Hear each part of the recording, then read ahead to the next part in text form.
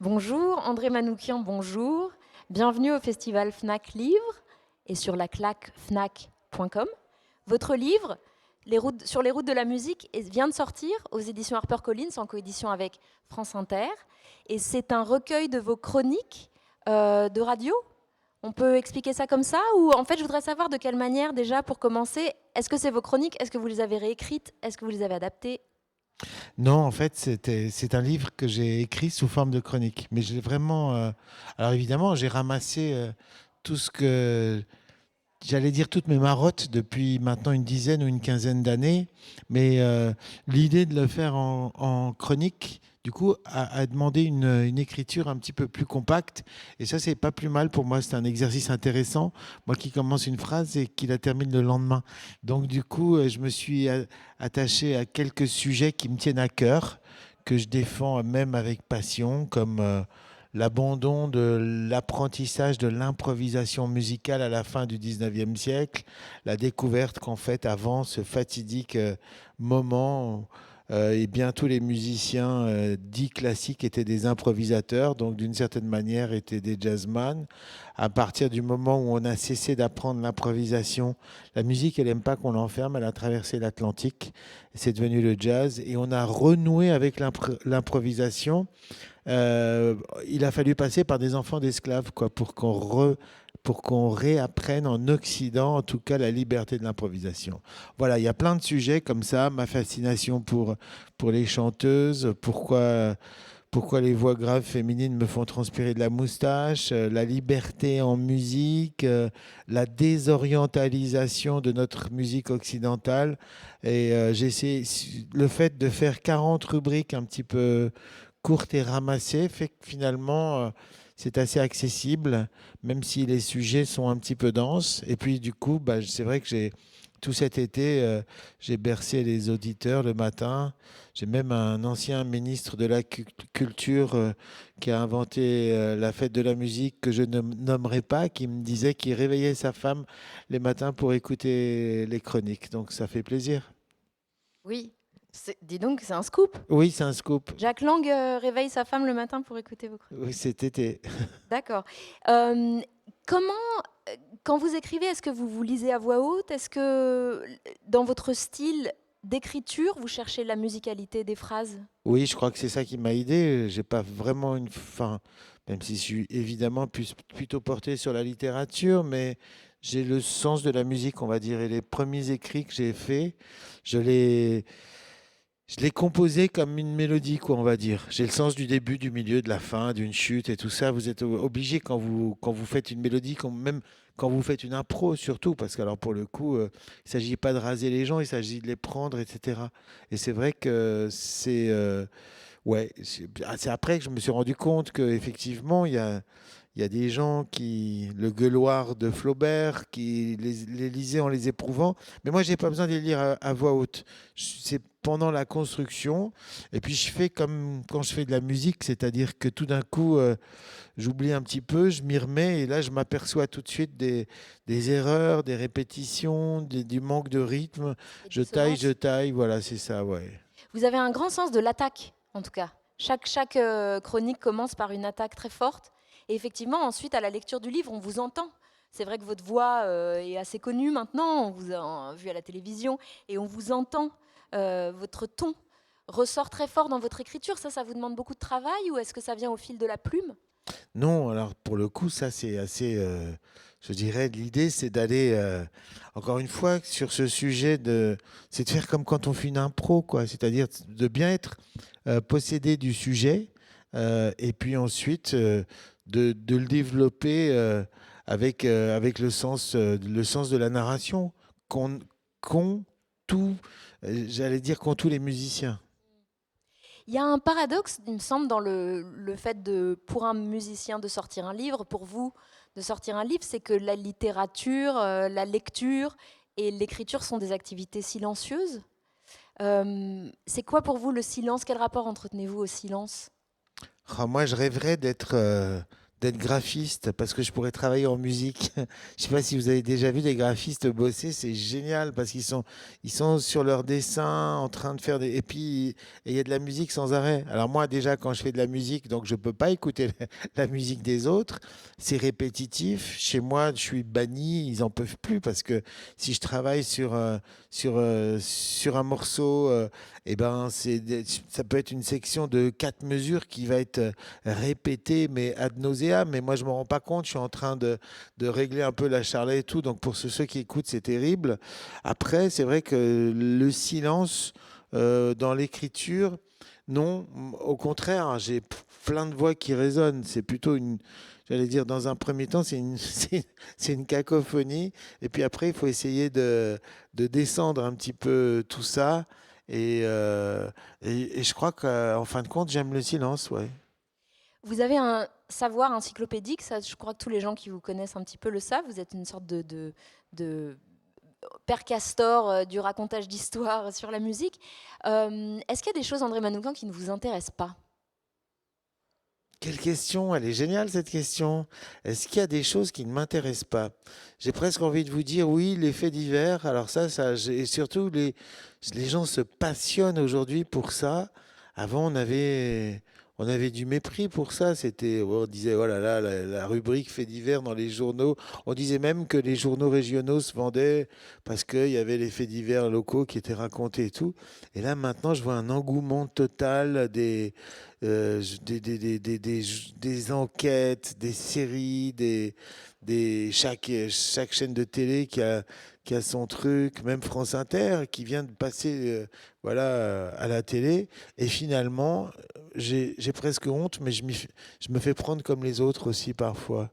Alors je me dis que d'une certaine manière, le fait divers, finalement, c'est la tragédie de Sophocle remise au goût du jour. C'est une meuf qui tombe amoureuse du fils de son mari, qui lui déclare. L'autre, il fait non, mais ça va pas, t'es ma belle doche, il se barre. Du coup, la meuf, elle est vexée, elle va voir son mari, elle dit ton fils, il a essayé de me pécho. Quoi? Le mari, furieux, s'élance à la poursuite de son fils, qui tombe de cheval et qui meurt dans les bras de son père, qui dit j'aurais pas dû. Et pendant ce temps, la meuf, elle se pend. Bon, ça, c'est Phèdre, mais Phèdre moins le quart, évidemment. Et finalement, est-ce que la tragédie grecque, c'est pas du super fait divers? Donc finalement, est-ce qu'il y a des choses qui m'intéressent pas? Oh, ça va être difficile. Ce qui est très éblouissant dans ce livre, je trouve, c'est que on comprend à vous lire comment la musique est partout, la musique est tout, la musique est évidemment dans la religion, mais aussi dans la philosophie, mais aussi dans la science, elle est dans l'astrologie. En fait, vous trouvez votre passion, vous la voyez partout. C'est un peu comme quand on est amoureux et qu'on croit reconnaître la personne qu'on aime dans la rue tout le temps, on voit sa silhouette. C'est joliment dit, mais c'est pas moi qui la vois partout, c'est elle qui est partout. Partout, partout, partout, du Big Bang à tout ça. La musique, c'est une vibration. Euh, L'autre jour, j'ai acheté un vieux bouquin de musicologie. Je crois qu'il est de. Je veux pas dire de bêtises, mais c'était le professeur de Debussy. Et il commence. Et comment il s'appelait? Delalande, je suis pas sûr. Il faudra demander à Jean-François Zigel. Bref, c'est un vieux grimoire de la fin du 19e siècle. Et ça commence avec. Qu'est-ce que c'est qu'une fréquence? Qu'entend l'oreille humaine, c'est entre 16 Hertz et 18 000 Hertz. OK? Mais quand ça vibre au-dessus, bah, tout d'un coup, ça produit de la chaleur. Et quand ça vibre encore au-dessus, à des trillions et des trillions et des trillions, ça produit de la couleur. Et si ça vibre encore un peu plus, peut-être que ça produit des atomes. Ça, c'était écrit fin du 19e siècle.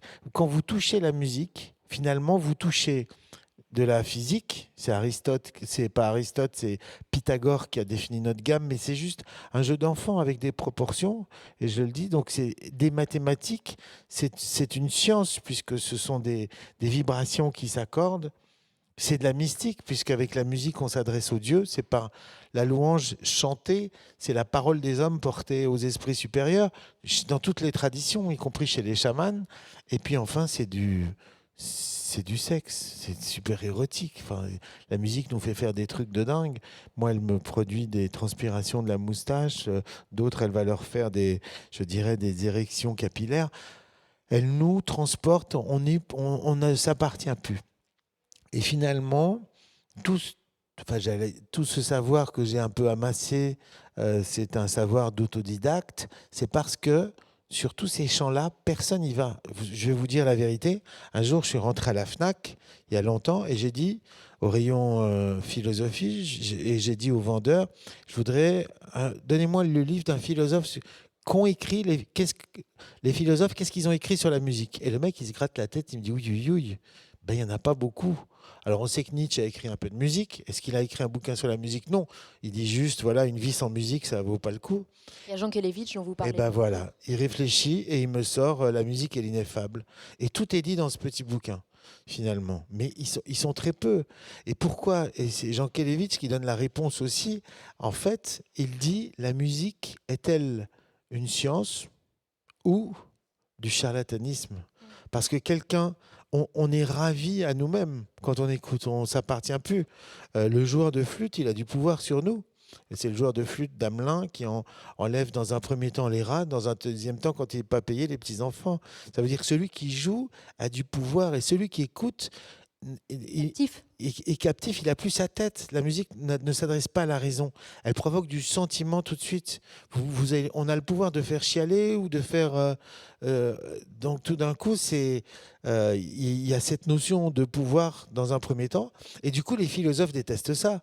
Parce que l'idée, c'est de garder toujours raison. Or, la musique, elle ne vous fait pas marcher la tête.